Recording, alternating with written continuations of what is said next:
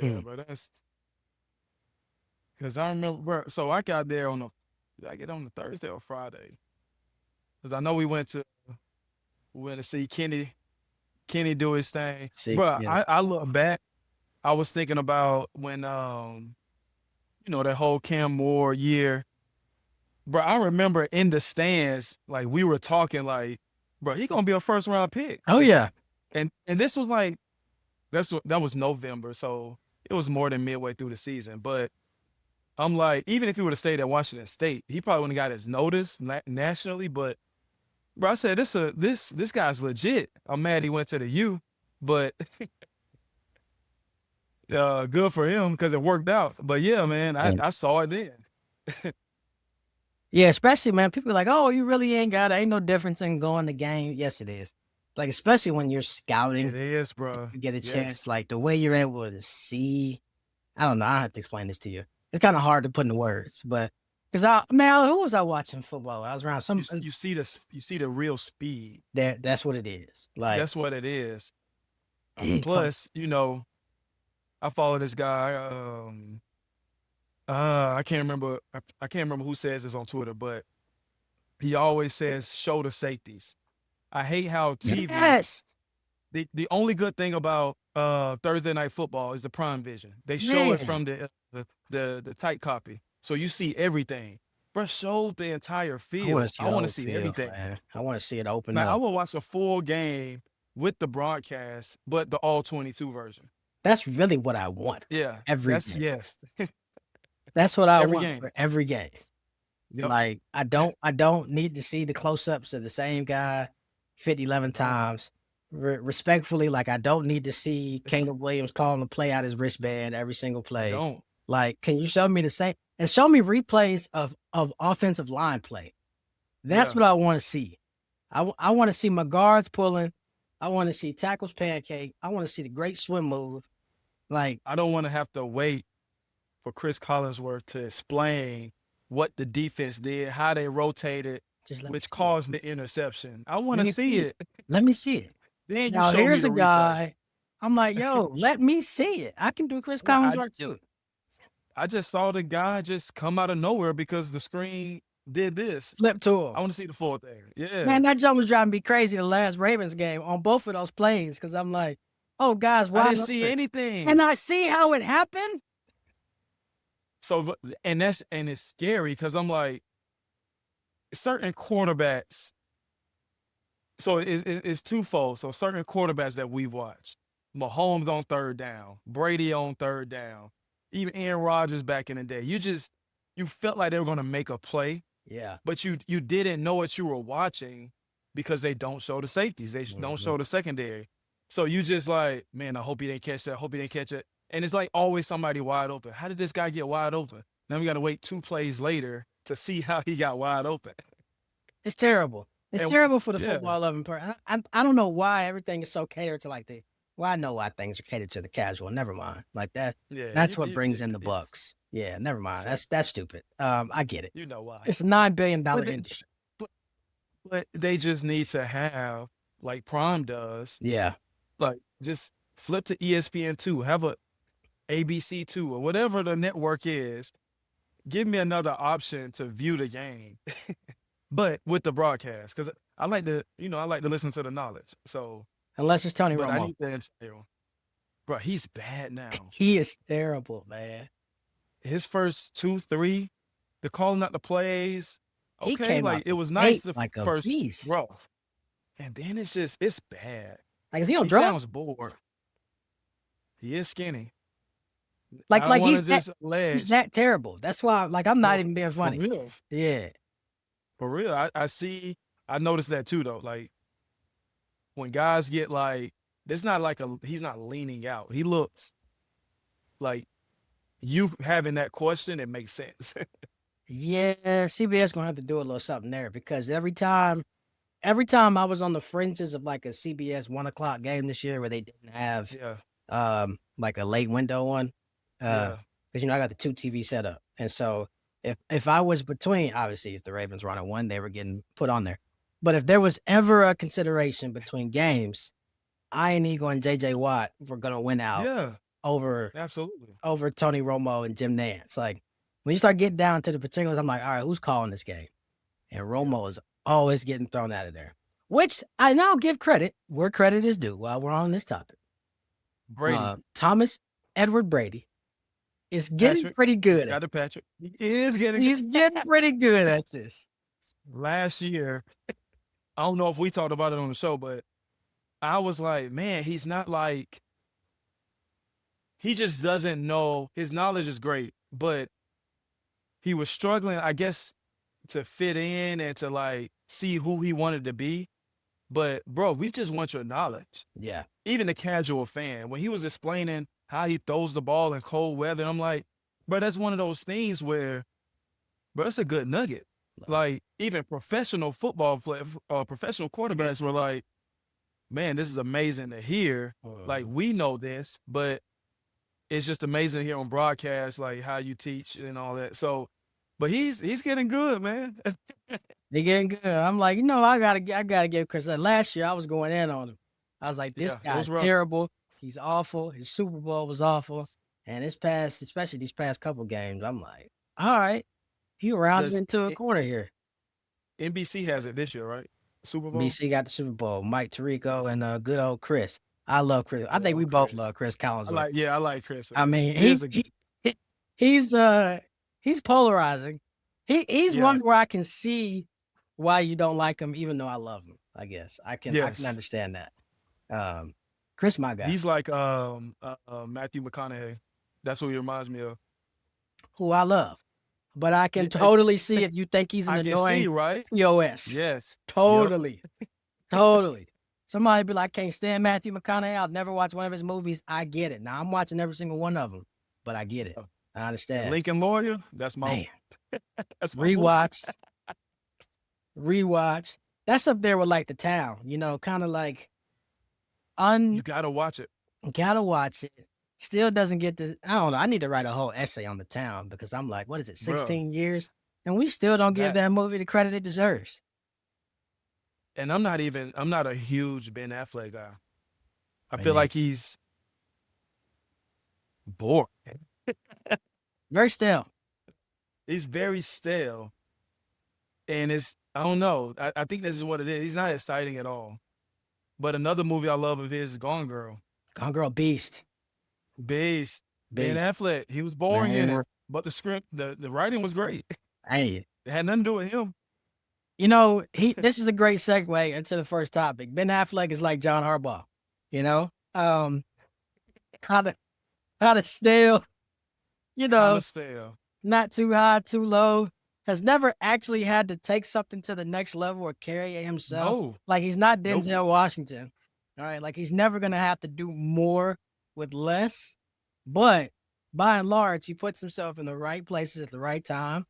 Makes a few key decisions that are important here and there. For every 8 terrible decisions, he'll make 2 smart ones and make you forget about the 8th. And he'll have a stupid face when he makes them. And then have a stupid face when he makes them. You know what I mean? And it's just like, yeah, I don't care all the other bad stuff and bad movies that Ben Affleck has made, and there have been a lot of them. Between The Town and Gone Girl, they picked good scripts. Kind of like John Harbaugh, who's now the head coach. That's important, though. It's important, right? You got to pick good scripts, like you got to pick good coordinators. All right? It's one thing John Harbaugh did well for the most part, and then this last one he just did horrible on. God bless him, bro. I'm not gonna talk about him on this podcast because I got respect for that black man. Shout out Zach Orr. Yeah. All right. We're gonna leave. It cost him his job though. It cost him his job. And so now he is the head coach, or reportedly almost. I don't know if it's official. Oh, it's almost. Almost. But that before we get into that, like I feel like we're gonna talk about, you know, him going to the Giants. But what do you think about, and this is not even just talking about our favorite team, the Ravens, when you're looking for a head coach, or if you're a player and you want a head coach, or if you're the owner, like, do you want a CEO type, or do you want a guy who's like coordinate the offense, coordinate the defense? Because John was a special teams guy, which it worked out. Some of those guys like Mike Tomlin, eventually became the CEO, but he was a defensive guy. Yeah. But you don't see many Nick Sirianni CEO. Like you Yeah. don't see many guys who are just the CEO. You see it in college, but in the NFL, it's like, what would you rather have? And I guess we can use the Ravens for an example, like not who we want, but like what, because you have a star franchise quarterback, do you lean towards an offensive minded head coach? Or you say, all right, I'm gonna get a defensive minded guy because, you know, the Ravens history, or because the last 2 years they've started or ended terribly, Yeah. and I'm gonna just get a surefire offensive coordinator. So it's like, where do you lean? I think I'd much rather have a CEO type guy. And Think for so? yeah, and for me, that's out of a desire to make a hire and have the guy stick around for 10 to 12 to 15 to 20 years. Like I think if you're an NFL owner, you can't sort of make coaching hires solely based off what you currently have. And what I mean by that is I don't know if you saw the clip of Steve Bisciotti's press conference. I did. I meant to send it to you. I knew you saw it, but it slipped my mind. It was great. Which I love, right? And that's Yeah. that's why, he's been the leader of a franchise that's been relevant almost its entire existence since the mid '90s.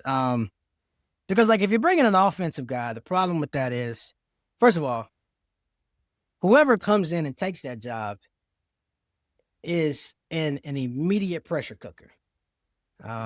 Most of the time when you're coming into a new head coaching job in the NFL, the team is absolutely flat out garbage. There are very few circumstances like this one to where you got a franchise who is trying to get over the hump and has been unable to do that. So, I think we mentioned this on the last show, right? Tony Dungy to John Gruden is the example that comes most to my mind right now, and plenty others, right? The Falcons went from Mike Smith to Dan Quinn, so on and so forth. If you're the offensive guru who comes in and has to deal with the franchise quarterback, it's a lot of pressure to get that right. If I'd much rather have a CEO type guy who can set a standard, hold people accountable, set in motions or sort of standards of discipline, say this is how we want to do things, set up an organizational philosophy about how we play and how we go about sort of execution, player evaluation. But then I've got a buffer there, right? And so if I'm a head coach type, I bring in Cliff Kingsbury to run the offense, for example. Cool. Cliff, Lamar, Cliff. This is how I want to run the offense. This is what I want to do in such and such situations. Y'all do y'all thing. Fourth and short, fourth and immediate, whatever, blah, blah, blah, blah, blah. I want do your thing. Figure it out. September 12th, I'll see you. Cool. Great. And, same on Brian Flores, defensive coordinator. That BS we've been doing up here the past couple of years is unacceptable. This city, this franchise, and this town has a way that we expect defenses to play. You let Eric know what kind of player you need. Figure it out, right? Because I just think that's sustainable. More so than the good. Like, I think Sean McVay still calls plays. I think Kyle still calls plays. I know Ben Johnson calls plays. I don't know how sustainable that is. Sean McVay almost quit football a few years ago. I don't know what kind of intervention he had or what he did to make himself suddenly feel more rejuvenated. I just don't think you can be a head football coach and call plays on either side of the ball for a long period of time. Like Chuck Noll and Mike Tomlin and these other guys who lasted jobs so long. Man, you're a coach. You know how much effort it takes to call plays, right? Like you were up until 3 a.m.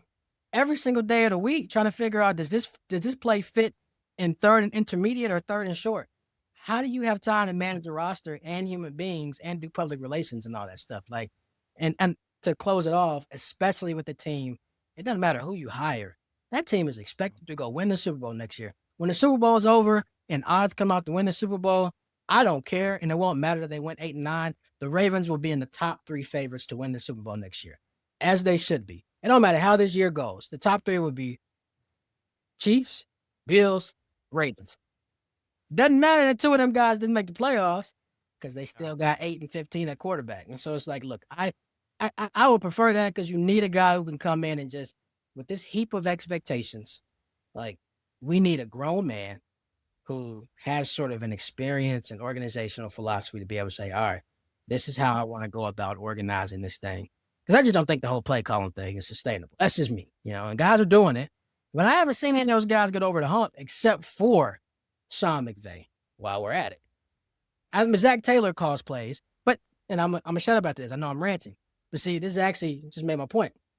Zach Taylor was in his bag in that Super Bowl. I remember tweeting that. Phenomenal play calling job until the fourth quarter. And you got to make key decisions. That's my theory. And it's just like you talk about getting over the hump and winning a Super Bowl. Most Super Bowls as of late are close. This might be far out in left field. If you're doing all of that under that pressure cooker since July, and you get that close with 15 minutes left and you're having to call plays too, I'm going to bet my money that pressure is getting to you. That's just me though. That's a rant. No, I hear what you're saying because we talk about Kyle Shanahan is the best head coach until the fourth quarter of the Super Bowl. And what you're saying makes sense. I think while I agree, I think it's different for different organizations. And I say that because, like, let's take San Fran. I don't think that was play calling as much as it was the quarterback play. Like, Jimmy Garoppolo makes a throw. The Chiefs lose. Yeah. Like, a throw. Yeah. The guys were open. And then in the next one, I think that was Brock Purdy's first year and third string, second string quarterback or something like that. Just make a throw. And, Kyle Shanahan with the clock management things going back to Atlanta, Dan Quinn kind of let him run that. Now that was primarily on him and he wasn't even the head coach, but that's his fault. That's a situation where coaches getting caught up in calling plays instead of just running, like controlling the clock. And I sent you something about that the other day. They get cute. They just get cute. They get cute. They want to call their stuff and not work the game plan, which I get it. When you in your bag, you're like, forget that clock. We running. They can't stop us until they do. Now I think it depends on the organization just because, like, let's say for Ravens, for example, their culture is built on defense run game. Yeah. But you got a superstar quarterback. Yeah. So I think you can go either way because I'm going to pick like my fate, like who I would want for one and explain my point. Let's just say Brian Flores gets the head job. You see what DeMeco Ryans down there, DeMeco Ryans doing in Houston? Beast. That's what we will see, but with the culture, with the personnel that's in Baltimore. So we know that defense is going to flip the script right away. But his attitude and his character and just how he approaches the game, that is going to bleed over to the offense as well. So you do still have to get the right pick as far as offensive coordinator, but I feel like it's more so, okay, forget if you call in plays and you're the head coach. Like, does your character, does your approach fit what our organization does? Yeah. So I feel like I think the guy in Cleveland, Kevin Stefanski. So he interviewed for the job. And I know I don't think I said he's been terrible, but he needed to get out of Cleveland. Now, if you listen back to that press conference, the owner was like, 5-6 years ago, he had the big hotshot coordinators get hired and they didn't have a quarterback. They don't have this shot. Kevin Stefanski got hired 5-6 years ago. Brian Flores got hired 5-6 years ago. So forth and so on. So you have a quarterback in place. So this situation is kind of completely different from a normal one. I don't think you necessarily need a CEO, but you got to get a right guy, whoever's calling the plays. In my opinion, Baltimore, known for defense has been failing them the past 2 years. Yeah. Lamar's going to do his thing. Yeah. You just got to have a coordinator that gives Derrick Henry the ball when he needs the ball. So I think, either one will work in my opinion. But I would prefer that option just because of that culture in Baltimore. That's just me though. I don't think you go wrong either way. Yeah, no, I agree. I mean, you want Brian Flores. I don't know I if would I take Brian Flores, Robert Salah, like because in my take a lot. opinion, it's if you get a defensive minded head coach that like because it's Baltimore, like you're getting like that's the culture. Yeah, So you're bringing that back. It's fresh. Like everybody's rejuvenated now. that You fits. know how hard Yeah, practice training camp is going to be yeah. and how intense training camp is going to be. Oh You yeah, know I how can't wait. much better Lamar will be because he always struggles against a Brian Flores led defense. Hmm. Pretty much. He had him in shambles in Miami running at it looked like a zone or it looked like cover zero, but was in zone. He couldn't do anything. That was Can't do probably Greg nothing. Roman's part. But That was probably his so, worst game of his career. Wasn't that a Thursday night? oh, I think I remember yeah, that joint. yeah. Yeah. It was like 2 years in a row or something crazy. But yeah, so that's what I prefer, like a defensive minded guy because of that. And then I just trust that they'll do the right thing at, offensive coordinator. Because Yeah. some of these guys fire because they don't have a quarterback. Right. Right. Like Robert Saleh. I would take him as Literally. head coach. Like you were head coach of the Absolutely. Jets. That's a mulligan. It doesn't count. They're It terrible. doesn't count. Like, can you imagine what he would do with Kyle Hamilton? Bruh. Kyle Literally. Hamilton alone, not I'm telling you, anybody else. Just bro. Hamilton has been in the league 4 years, and he's made 3 All Pros. like beast. Single-handedly Hall of saved the Famer. whole defense last year. Like, And he single-handedly lost the game when he got injured. yeah, that's the unspoken He got thing. Like, injured, and yeah. yeah. when he went out, it was a wrap. Look, only thing I'll say about people love Brian Flores. Look, man, I you can bring in Brian Flores. Okay. You just got to know you're going to be looking for a new head coach in 3 years. Because unless he has vastly grown as a human being, look, there is a reason. Some of this stuff I'm not going to say on here. If you're listening to this, you're just going to need to go like Google and hop on some Reddit. There is a reason. Hop on some Reddit. I have to admit, I was the one saying, oh, it's because he's black. We were all doing that. I'm not going to lie. Hey, man. It's a reason why that man they don't have a head coaching job. Okay. And if you hire him, you're gonna get a good turnaround on defense. You might get a Super Bowl out of it. But that stick is probably gonna run its course real quick. I haven't seen anybody from his time in Miami come out and be like, yeah, One good thing. yeah, that was a great experience. That's a good guy. I'm gonna just leave at the Robert Saleh. Come on, bring him on over. Love Come it, on. love it. He could be here for 20 years. All I right, got you. and that would fit. Hard nosed, blue It collar, would bald fit. head guy. It would fit. Oh yeah, I would like that. But also, he wouldn't, to put a bow on it. He wouldn't. He just wouldn't put up with a lot of the same nonsense that Harbaugh He put up wouldn't, with. bro. Like, and this is kind of actually what I want to dive into a little bit because, like, people are always like, "Oh, 2 Hall of Fame coaches." I'm like, are Mike Tomlin and John Harbaugh Hall of Famers? Sure. I mean, I don't know if either one of them. Is it just because of longevity though? That's it. Which is impressive. Which is very impressive, right? Like just to cross over sports, like the LeBron MJ debate. LeBron's longevity is 23 years is impressive. He has a lot of records because of that longevity.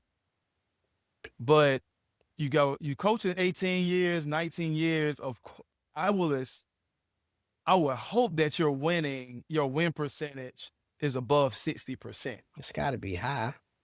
Like, granted, you're in a tough division, but like, I think they're Hall of Fame coaches. Like, let's just say they never won a Super Bowl. Are they Hall of Fame coaches?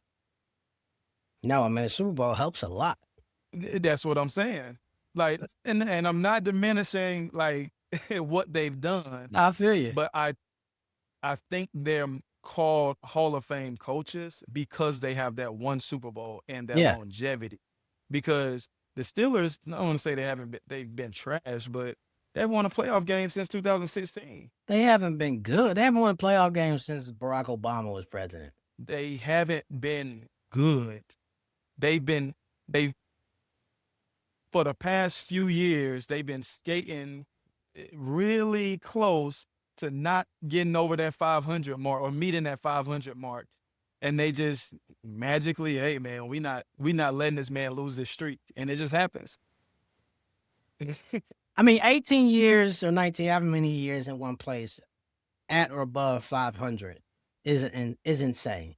The same way I think It that is. when John Harbaugh had maybe 3 losing seasons. So there's a catch-22 and a little bit of a dichotomy to this. All right, are these guys Hall of Famers without those Super Bowls? No. Is what they've done incredibly impressive?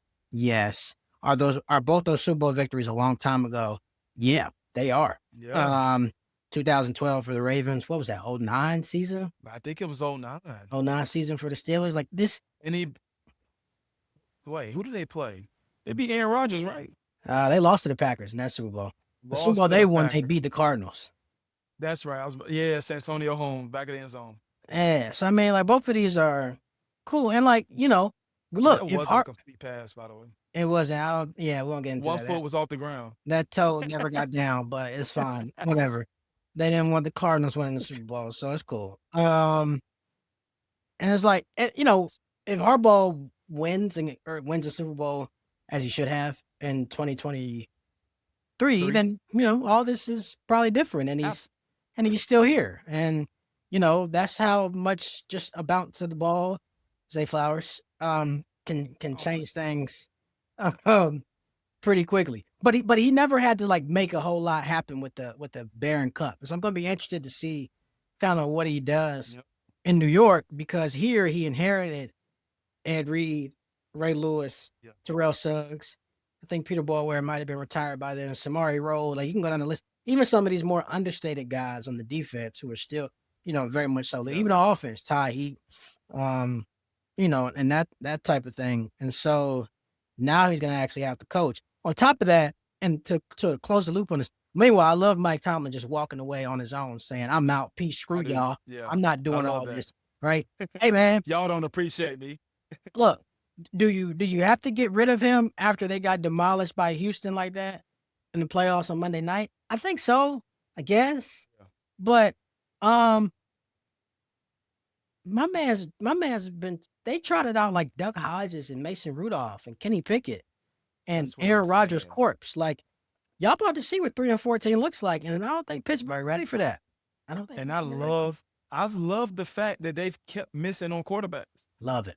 And give me Zach more. Orr should be ashamed of himself for letting Aaron Rodgers do that to him twice. But when they signed Aaron Rodgers, I was like, he's not going to be able to move. He's not going to be good all year. He's going to be good because he's Aaron Rodgers, but he's not going to be able to move. And we saw that in the Houston game. So, Mason Rudolph, Kenny Pickett, I loved every moment of that era. Ben Roethlisberger stayed around too long. I love that. And I just love the fact that they kept missing. Is that on Mike Tomlin? No. So, they're about to see. They're losing that winning season streak. Oh, it's about to be We'll over. see what they do. Yeah. That's about they're going to have to draft a quarterback. All of their stars are old. They should just trade TJ Watt and start getting some assets now. Yeah. That's about to be over. They haven't been the Steelers that we think they are. No. Maybe since, the early part of the decade.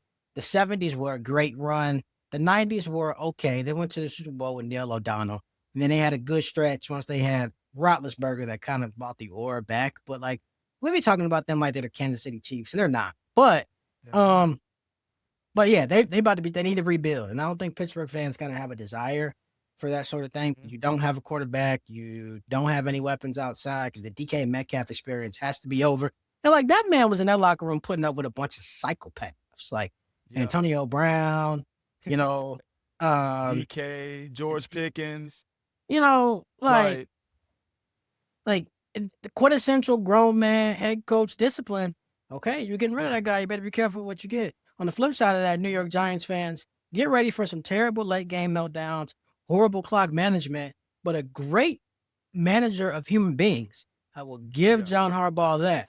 But you got that young quarterback, and you're like, okay, this could fit.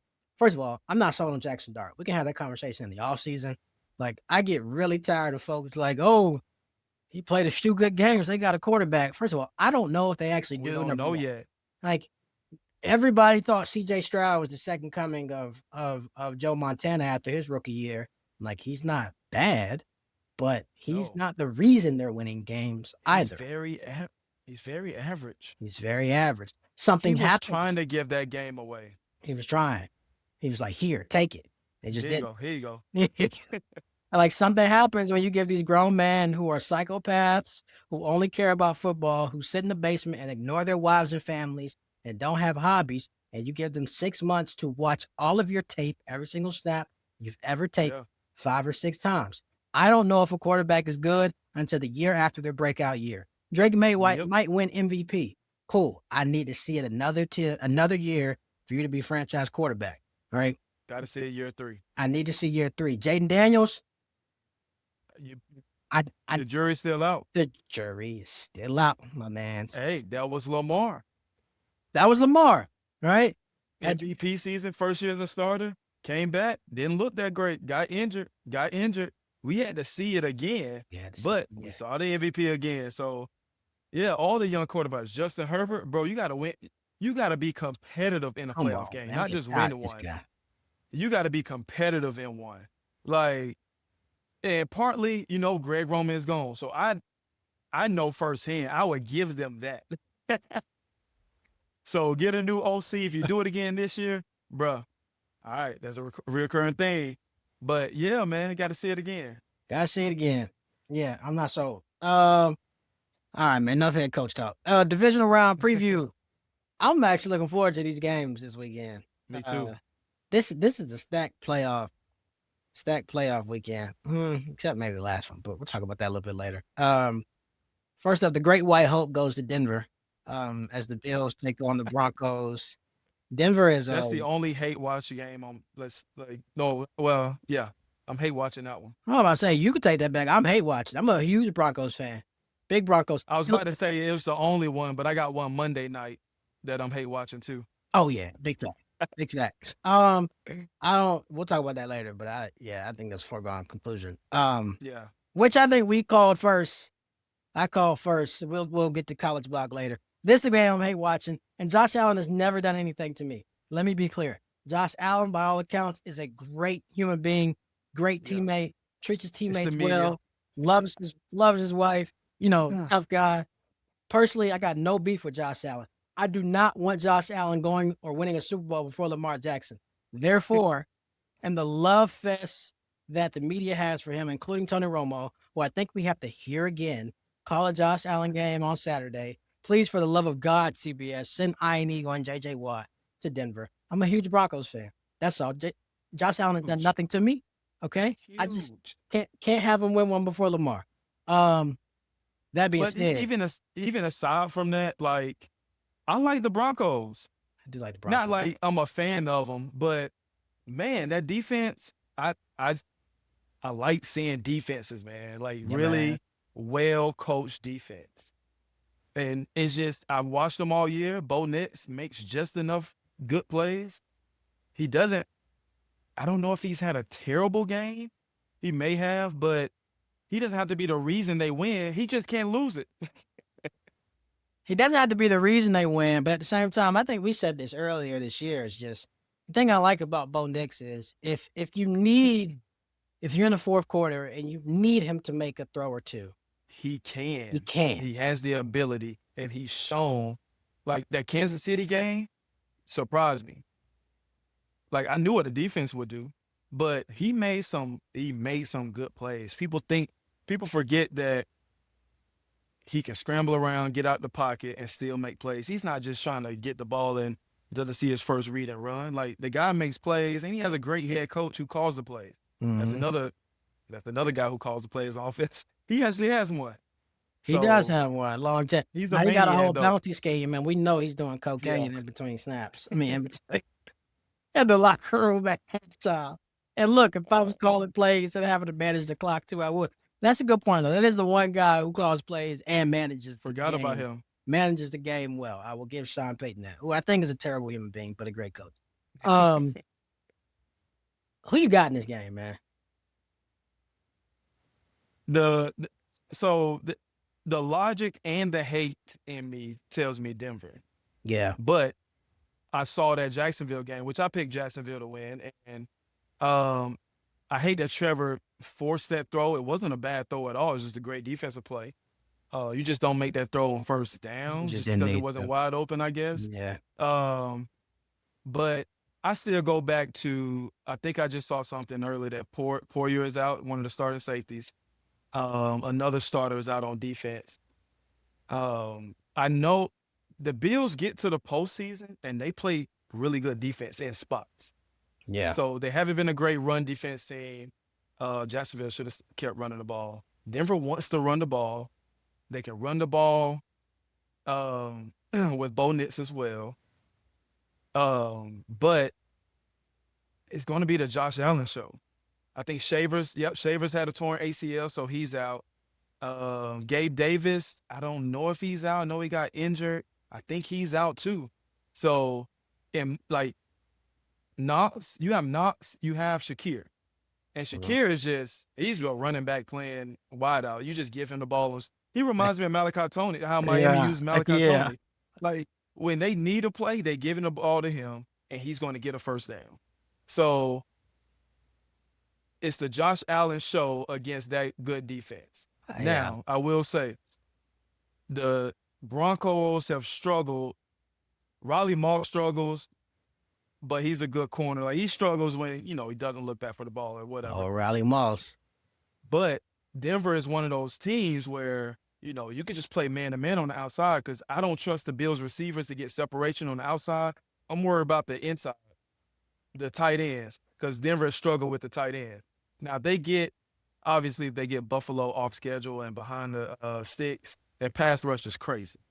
So that's going to be their game plan. They're really good run defense as well. So, yeah, man, if the Bills are staring at 2nd and 8 and 3rd and 7 consistently, it's going to be tough for them to win. I think the Broncos have it because of those things. Great pass rush. Bonus doesn't have to win you a game, but he can make some plays. You have great corners outside with no real vertical threats in the game on the Buffalo side. Yeah. And Josh, you're basically going to end up in a situation where Josh Allen has to make play after play. At the end of that game last week, Jacksonville has some busted coverages. Without those, they don't drive that easy.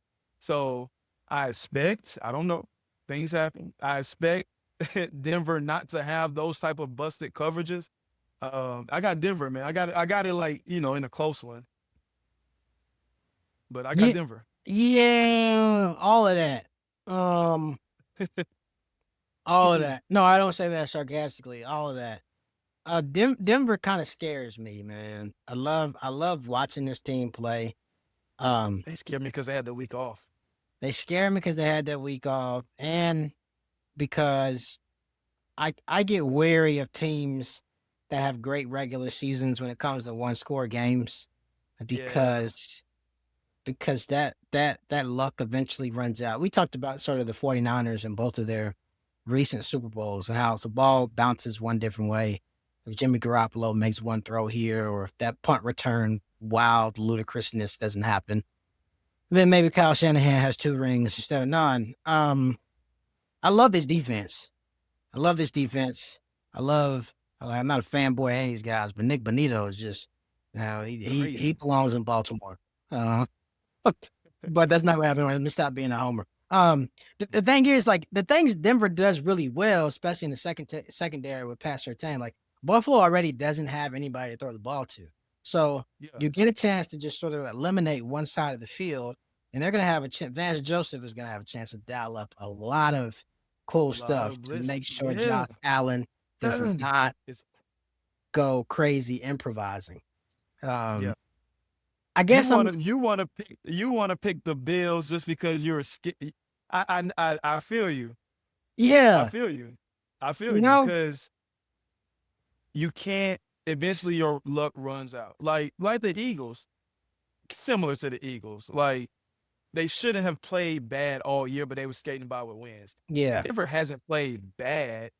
We're just surprised that they're this good.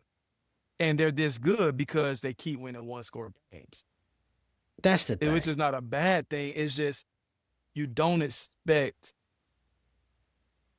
I don't know. Like you said, you just don't expect you expect that luck to run out eventually. I feel you. And you're going against a superstar quarterback who's been there. He's just gonna be out there playing ball. He just chugging it. He just chugging it, Yeah. right?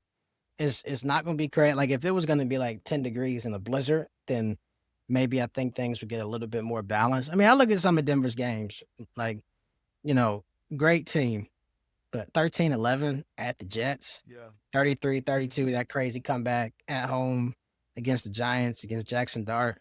No shame in a 3-point win over Houston, like 10-7 the following week against Vegas. Maybe you're coming off the high of a really physical, game against Houston on a short week. Maybe I can write that off. 22-19 against the Chiefs. Mahomes played that game. After your bye week, you come across the country and you escape in overtime against a Marcus Mariota Commanders team. I'm just like, are y'all this good or does luck run out? All right, I'm talking myself through this. Here's what I'm going to do. I'm going to go with Denver on a very slight thing. If I'm wrong on this, I do not mind. It would not change. But Yeah. what I sense might happen is, 17 is like, all right, Lamar ain't here, Mahomes ain't Yeah. here, Joe gotta Burrow do ain't this. here. I gotta do this. And I'm Yep. taking Buffalo, man. I knew it. Give Buffalo. I try I'm to not talk mad at it, bro. myself into it. Hey, Yeah, Denver 1.5. That's literally the definition of a pick'em. Hey, man, I'm gonna come back on here. Denver Hoping 1.5. God I'm wrong. I want to be wrong. Because the wanna be crazy so part wrong. is, I'll say if Buffalo wins, they're without a doubt beating New England or Houston next week. I think so. Houston, really? Bro, because of what you just said. Oh well, yeah, 17 on having his mind yeah. I that gotta do this this. is my year. I have to do this. This is his year. And yeah, I would pick Houston, like in my heart, like as far as the game plan and all of that, I would want, to pick Houston. Yeah. But it's like not comparing Josh Allen to Tom Brady. But when you got Tom Brady in the playoffs, you just couldn't pick against them. Yeah. And I feel like this year is one of those years where it's Josh Allen. If it's any year, bro, this is your year. Yeah. I hope it isn't, but It opens up when you're like a Hall of Fame guy like he is. You're gonna get a year where things open up for you. I don't think like Lamar's had that year like that yet. I think Joe Burrow had his year already, and he got to the Super Bowl and fell short. I don't think Lamar's had his year. Mahomes doesn't need to create a year. He's just Mahomes. And so like I would actually be comfortable going as far as to say, yeah, if Josh Allen don't win it this year, he's not winning one. The whole pack is clear. New England is here, and they are here to stay. You're not going to have his worst team. This is his worst team he's going to have, right? And, yeah, I'm taking Buffalo. I don't want to, but I just, for anybody who's like, y'all only pick because of your fandom. No, not the case. I want this pick to be wrong, but Yeah. I can't pick Denver. Second game on that night, Kyle Shanahan takes his Niners up to Seattle. Seattle's a 7-point favorite. That's wow. If I was a betting man, I'll take 49ers and the points. Yeah, man. Divisional round. Yeah. Divisional opponent. Kyle Shanahan. That Kyle Shanahan, Mike McDonald. Man, I'm going to pour me the biggest glass of whiskey, and I ain't been drinking, but I'm going to drink for this one. See, I want the all-22 film for this Kyle Shanahan versus Mike McDonald, man. Man, what? I need it. Who you got? Who you got in this one? I'm going to go with Seattle. I do not trust Sam Darnold, for the record. Let me be clear. Yeah. I just want to get that out. Still don't trust Sam Darnold. However, you ever seen it's almost like one of them things to where you're willing yourself across the finish line and you only got a little bit left in you, but you got some pride in the fight for this one. And so if you get to the next round and you're in a slap box or whatever it is, all right, the next guy is just gonna beat the crap out of me. But this dude right here been talking mess for too long, and I'm sick of this, and I'm sick of him, and I don't care what I gotta do. I'm gonna knock the piss out of this guy. That's how it felt last week when they went to Philly and beat Philly. From the last couple playoff games, from the NFC title game, we are not as talented. We are nowhere near as healthy. But look, if I'm Kyle Shanahan and I got Robert Saleh at defensive coordinator, do you know the level of coaching mismatch it is between those two and Nick Sirianni? All right. And that's what we know about him. So all of these guys are hyper narcissistic. You have to be a good NFL head coach. You just have to be. And so I think they put so much into that. And also they're just so hurt that like they could do that against Philly because that organization, that team is just a little bit in disarray. We got a lot to talk about them in the offseason, from Jalen Hurts to A.J. Brown and so on and so forth. But that was one of those games to where, and still at the end, right? Poor clock management, poor decision-making by the quarterback. The Eagles still should have won with just mediocre average replacement.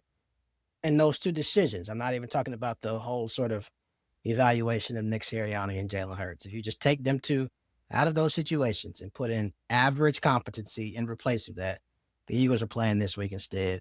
San Francisco is just too hurt. They're just too hurt for me. I think Sam probably still throws 2 interceptions. But I think the defense just makes up for a lot. Brock Purdy throws at least – he's thrown at least one each game against them. Man. He's going to give them at least one. It's in Seattle. It's a night game in Seattle. That crowd is going to be crazy. Crazy. Well, I say night game, but, it'll be 5 p.m. over there. But still, night game, it's going to be crazy. The atmosphere is going to be crazy. And I just think that defense is going to be flying.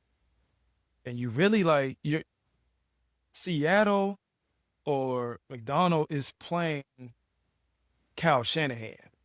That's how I see this game. You're not playing the 49ers. Like, Brock Purdy's stuff is going to be schemed. They're going to try to get Christian McCaffrey the ball. Jawan Jennings, the little the end around pass is just not going to work this game. You needed it last game, but you're going to have to scheme to beat this defense. And you don't have George Kittle, so you're not worried about anything in the middle. You're just going to fly around, try to stop the run. And, I think it's too much for them. If they're fully healthy, I wish they were fully healthy. It'd have been a much better matchup. Yeah. Then you go, you probably still lean on the home team, but it's kind of more of a pick 'em. Mm-hmm. But I just think they're too banged up, man. Too banged up. If Kyle wins this game, I know postseason shouldn't factor in to coach of the year. He should have it in general because of what he did with that roster and how gutted they were, but just give it to him.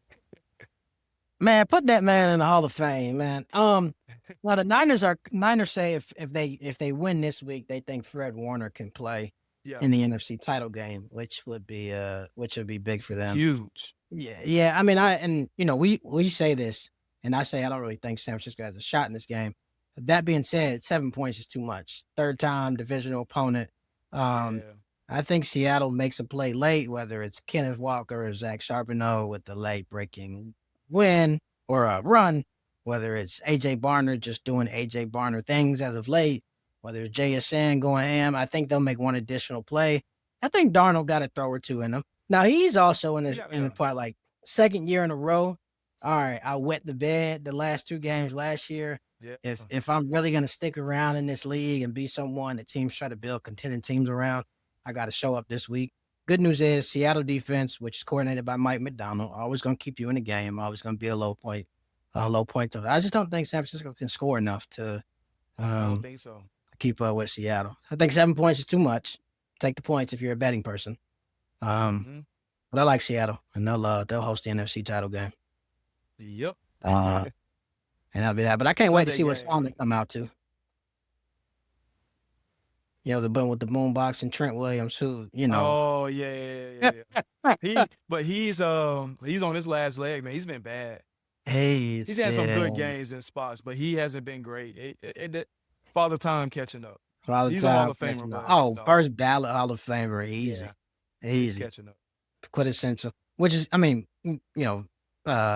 side note, but like, it's getting kind of weird and crazy to see guys who are like old and retiring, who you watch the Yeah. entirety of their football careers, college and the NFL. But whatever, it's cool.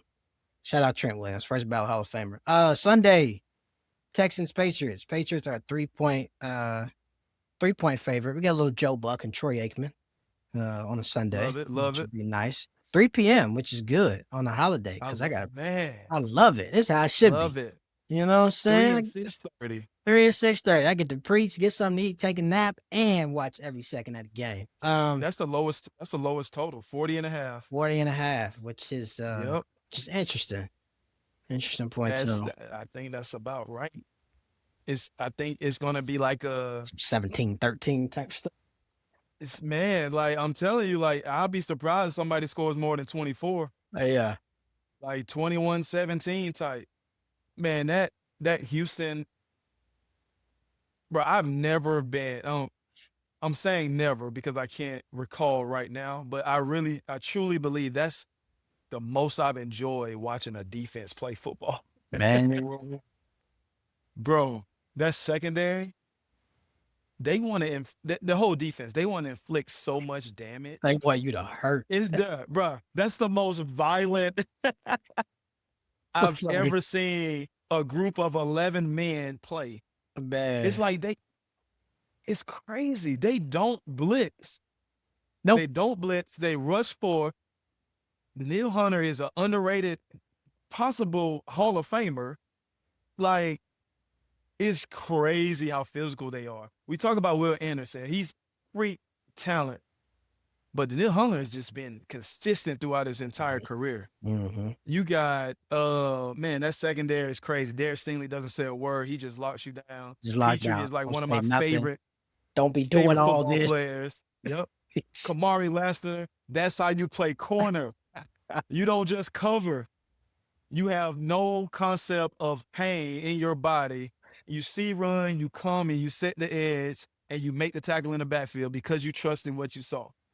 Like, I love the way they play football. And if CJ Stroud, I'm giving my pick, if CJ Stroud doesn't drop the ball, he was like this he literally dropped the ball like 4 times. I'm like, what happened Like, to you, man? And I feel like he was just scared to run. You got to use your legs this week. Yeah, Because boy. they're not expecting you to. So that adds another element. So Drake May, I just know they ran the ball pretty well. But because the caliber quarterback he is, they're going to trust him like to pass the ball downfield a little bit more. See, no Nico Collins, though. So that kind of, they're going to have to run the ball well. I'm trusting that defense, young quarterback. I'm trusting that defense to play well and to get this 3-point win. I don't know if that's just a fan in me or it's just, I don't know. Yeah. But I want to see Drake May in a playoff game. I know he's home, but to go against an aggressive defense and see what he can do. Yeah. I'm gonna take Houston by the slightest of margins. I almost was like, yeah, I can't go that way. Nico Collins is out, and they rely on sort of him making a big catch or two, whether it's on a crucial third down or in the red zone to get 6 instead of 3 or whatever. But look, we always talk about, hey, you play who you play, right? Like, you don't make the schedule. If you win 14 games off a boo-boo schedule, that's just how it is. We don't go through until pick who we play. This ain't college. That being said, Drake May about to see something he'd never seen in his life on Sunday afternoon. I love how the NFL does that, though. Like, worst team in the division, they're going to play a bad, like their opponent's going to go off of last year's record. It fits, yeah. So you win the division. So good luck, Pittsburgh. Good luck, Pittsburgh, right? At least, although it still means we got to play Buffalo, Houston, dang, next year's schedule going to be terrible. Well, we get the Oh, it's the NFC, AFC South? get the AFC South and the NFC South. I mean, Yeah. not AFC South. I'm tripping. NFC South, bro. As soon as the tickets Oh, yeah, I'm they up in come the to bin. Atlanta. Yeah, I'm Oh up yeah, in the bins. yeah. Yeah, I already. Whenever that schedule drop in May, yeah, I'm outside. Yeah, I saw that. I'm like, I'm already there. If they was going Yep. to New Orleans, I'd go there too. But the Saints coming here anyway. That's the Ravens schedule, y'all. Yeah, I'm going with Houston. I think that defense is gonna be too much for Drake May to handle. You know, sometimes you get in the position where you see these young guys, face defenses, face coordinators, face circumstances to where it's like, okay, I'm seeing that for the first time. Nearly all of them go through it, unless you're just like a huge generational talent. Like, I don't know, maybe Patrick Mahomes didn't have this kind of experience until he did in that Super Bowl, Until he if you did. remember. Yeah. And I think that's just going to be the case and this is not an indictment on Drake May. Well, I think he needs another year for us to put him in a franchise quarterback sort of Yeah. echelon. I think they've got their guy. He's going to be there for 10, 12, 15 years. He's going to have a shot to win Super Bowls.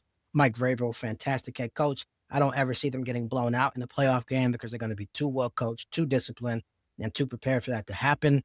But I think there are going to be a few times where Drake May is a deer in headlights this weekend. They run the ball really well between Ramondre Stevenson and Travion Henderson. But again, man, this is just like an immovable force. This Houston defense. And if CJ Stroud can just protect the football, you know, like not literally fumble it away like he's Charlie Brown, Yeah. then I think the Texans will be good. So I like them. And that means they will host the if the No, Bills. Seattle. I'm tripping. AFC. Yeah. If the Bills win, then yeah, they will host. And I would love to see that again because we saw what happened the first time. It was yeah. That was crazy. They made Josh Allen look like a little deer in headlights then too, though. Bruh. Like it was 23-19, but it wasn't that Josh close. Allen did not, man. It wasn't that close. Josh Allen didn't have a touchdown. He had 2 interceptions, 34 pass attempts for 253 yards. You know, we've seen Buffalo with the bad a little sometimes. Anyway, we don't got to do that all over again. But I got Houston and Buffalo in the AFC title game. Who would have thought? Same thing. That's crazy. Who would have thought? Last one of the weekend, the Rams go to Chicago to visit the Bears. And Caleb Williams over at Soldier Field. That play's going to be rocking. It was rocking the other night. Rams are 3.5-point favorite. Obviously, the highest over-under of the weekend at 48.5, which still might be too low for these two defenses. They haven't played well. Great. They haven't played great. Like, for what we thought, the Rams were playing great football on defense early in the season. You know, they got the young pass rush, the young players, but back half of the season, man, and for all the favorite in the Super Bowl talk, that kind of diminished because they weren't playing great. They weren't playing trash, but they weren't playing great. They weren't playing great. Listen, Ben Johnson has rejuvenated. I can't even say rejuvenated Caleb Williams. He was a rookie. So, but he hasn't playing very, very well. Now, they get in an 18-point deficit. I don't think the Rams giving it up. No. You know, they're not the Packers. But it wouldn't surprise me if they win it. That's going to be a bitterly cold game. Yep. That's why. I think the temperature is going to be 2 degrees. By the time it kicks off, it might feel like 6, and then it'll just precipitously drop, which I think matters. And people are like, "Oh, y'all make that a big deal. These are football players." Nah, man, that stuff matters. No, I don't care what they say. Football weather. No football player wants to play in snow, rain. They want perfect conditions. I don't play that nonsense. We hate football weather. Who is football weather for? People sitting on the couch in a 74-degree heated house? That's what I'm saying. It's going to be, oh my God, 60 like degrees? What? The high that day is going to be 21. The low is going to be 2. Wind gust 22 miles an hour. The stadium sits right off the lake. I used to live in Chicago. That's how I know all this. It says real feel -1. -1. -1. They're gonna be running You- the ball, brother. You got a 37-year-old quarterback. I'm not harping on the weather for no reason. You got a 37-year-old quarterback who already seems a little banged up. They did their best to give Carolina that game and walked out of there with it on time. I don't want to say I don't want to pick a team over the weather, Yeah. but would I be surprised if the elements just look like they're a little bit too much for a potent offense that really plays well inside and on carpet and in warm conditions? Yeah. Like, I don't think the Bears have any business being here, right? And if they were to win, then I think even if the Niners were to win and somehow beat Seattle, I think San Francisco would be favored in the NFC title game. This is one of those, like, everything is telling me that the Rams are the favorites and they should win. And I don't think Chicago is that good. And I think Caleb Williams still has a lot to do in terms of evolving and growing and maturing in his game. But it just feels like it's the Bears' year to get to the NFC title game. I don't think they'll win it. Yeah. I don't think they're as good as the 2 seed, but things are just kind of shaking out right. Like, I'm gonna be honest, if this was 40 degrees, I think I'd go with the Rams. And maybe you can tell me if I'm overblowing that, but they got Bro, you're not. okay. Only because like you mentioned, 37-year-old quarterback. Vontae Adams is not 25.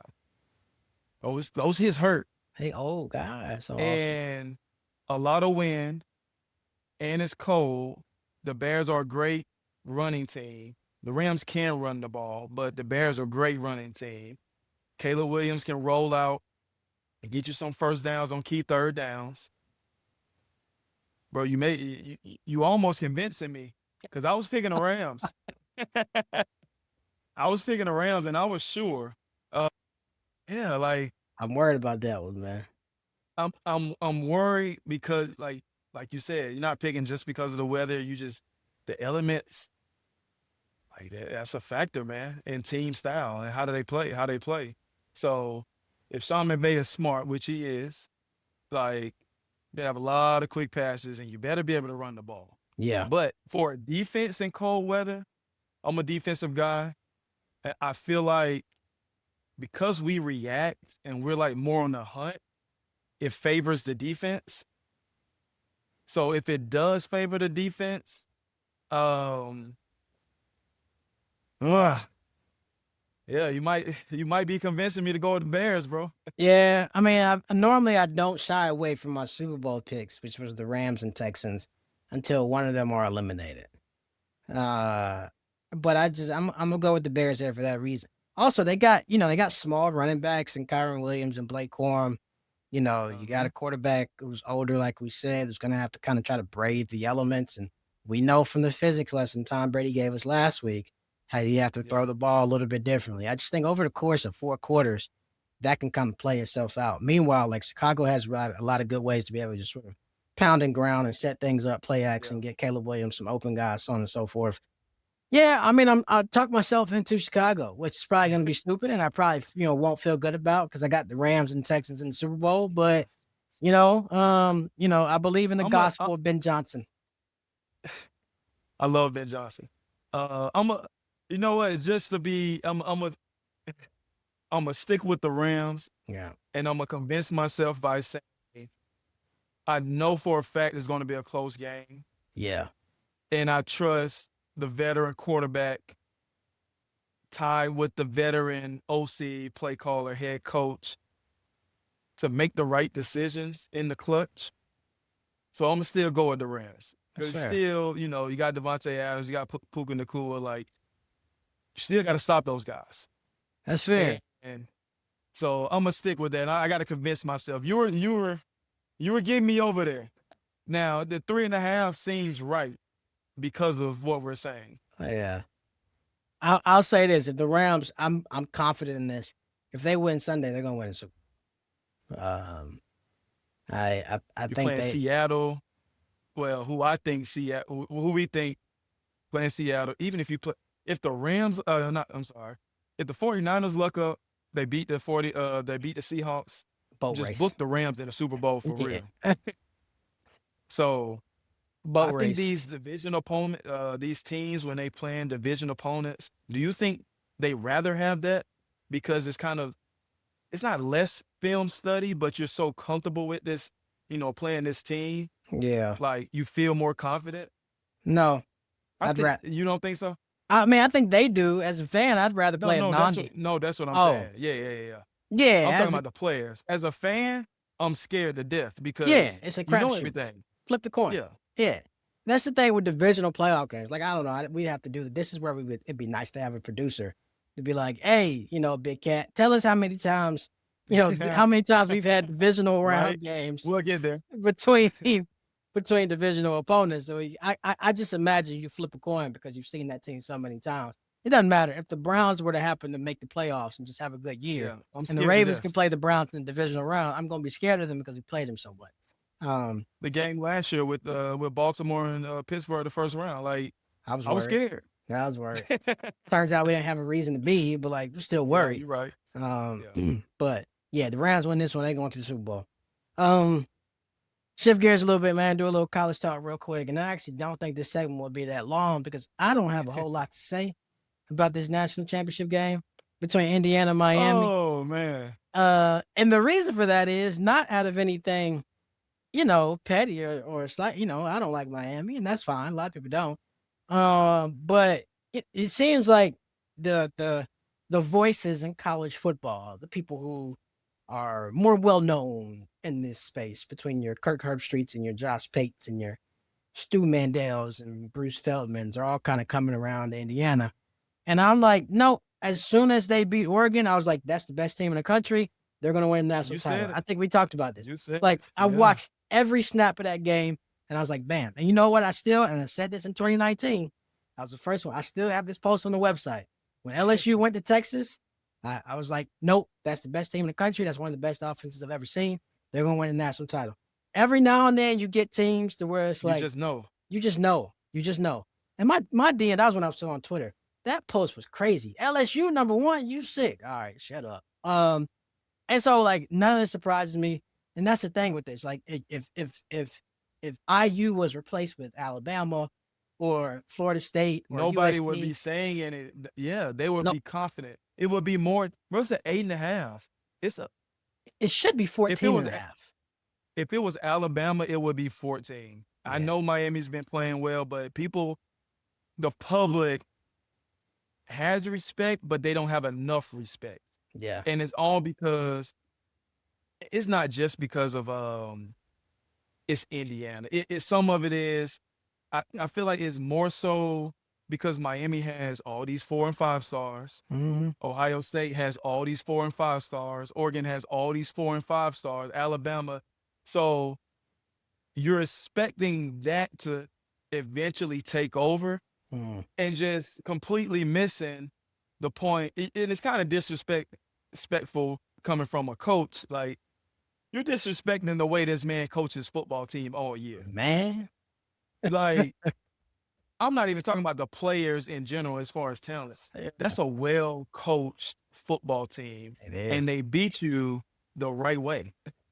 It is. Line of scrimmage game, great quarterback play. Now, Miami, they've lived in that line of scrimmage game. They've had great quarterback play with Carson Beck in the playoffs. Last 2 games. But I'm interested to see. Indiana hasn't faced an O-line like Miami's. Probably the best O-line in the country. Yeah. Like, they're massive. As far as size, they're massive. You got some 6'5", 6'7" guys, 320. I think Indiana's biggest guy on their D-line is maybe 300, 6'2", 300. But they play well, and they play hard, and they play gap sound. So when you get hit in the mouth a couple times, or, if Miami's like, dang, I'm seeing this guy up close and personal, and I can't move him the way I want to, I can't maneuver him the way I want to, you kind of get a little deflated. Dang, I'm not doing what I'm used to doing. We're not getting 6 yards on first down. We're only getting 3.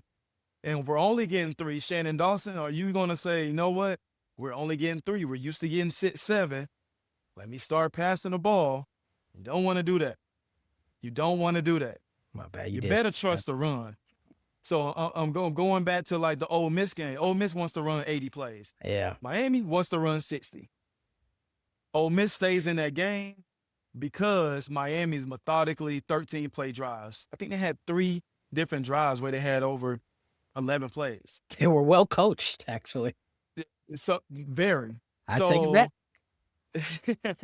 You have those long drives. You get, or not Oregon, but Ole Miss. They're not out of that game, but they're staying in the game because they want to score fast. Mm-hmm. So the clock is just getting chewed up. Indiana is just going to run the ball, play action, dot, dot, dot. That's what they want to do. So similar styles.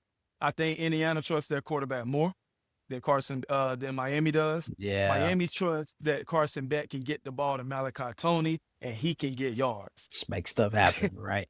Which it works. Right. It works. It drove me crazy that, right, for the life of me, you have trips, you have Malachi Tony in the slot, and you got a guy 8 yards off. It's They're the gonna most throw the obvious tunnel. thing ever. That play. They're pissed going me. to throw the tunnel. If it's me, I don't care what defense we're in, I'm pressing a guy on Malachi Tony, whether he's man or whether he's zone. I have a guy stopping 10, or at least my focus is on 10. Somebody's going to have to beat me. But I'm giving my pick away. Obviously, I'm going with Indiana.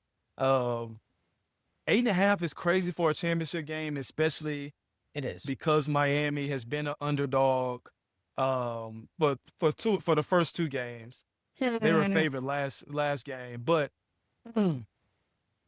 the way they've been playing, I'm surprised it's 8.5 just because of Vegas. But I get it because of how well Indiana has been.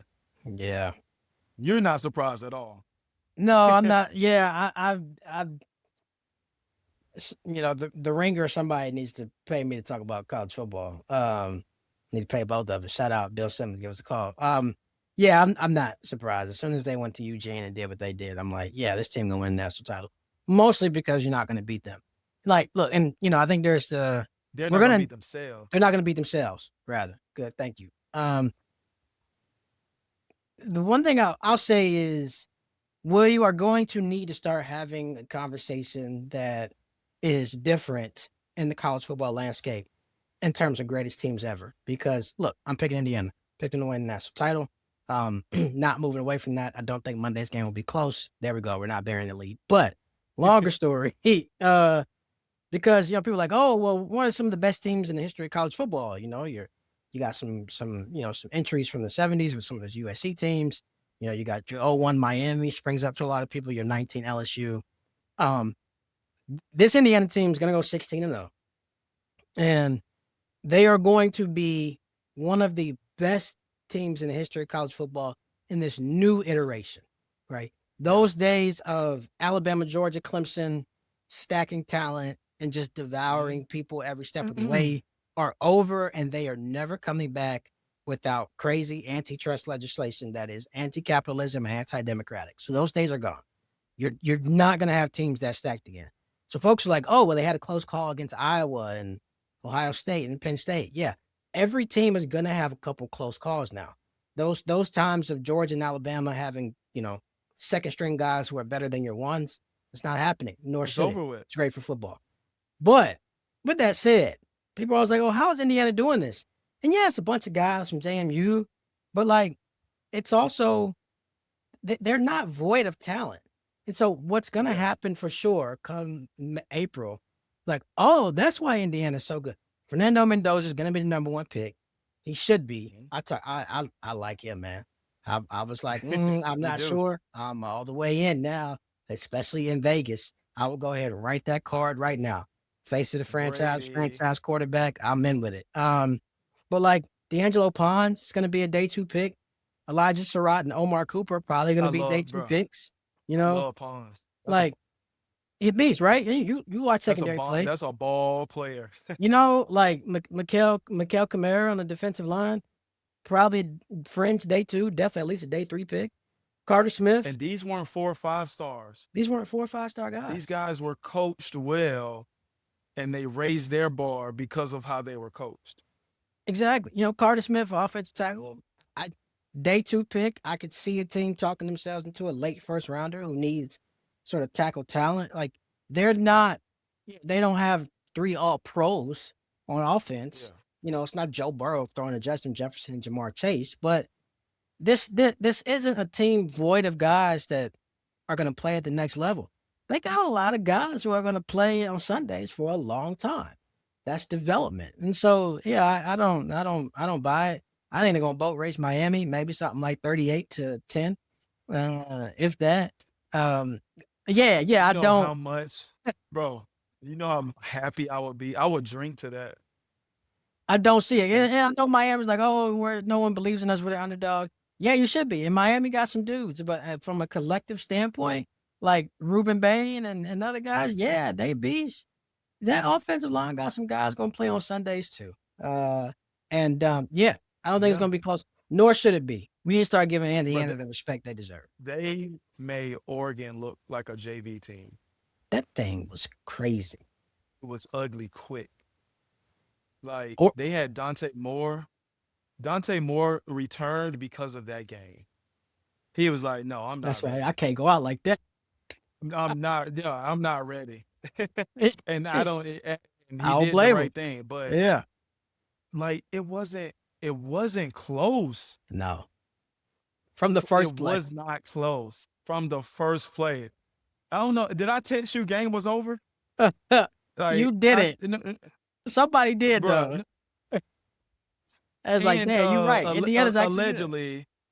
allegedly, Mendoza went to Magic City. So Oh, that's what I text you. that's what okay. I was like, what's over with? No, seriously. Indiana by 1,000. Seriously. When I saw Mendoza had the Magic City Wings, I'm like, it's a wrap. I already picked Indiana. I thought they was gonna win by like Yeah. 14. After that, I'm like, yes, they could have Kurt Signetti for all of his sort of arrogance and hubris, which I love. He could have put 80 on them boys. Like he still has some respect for Dan Lanning and for the game. They could have really put some points on them. Yeah, man. And if you're asking me if I think Carson Beck and Miami can keep up with that, no.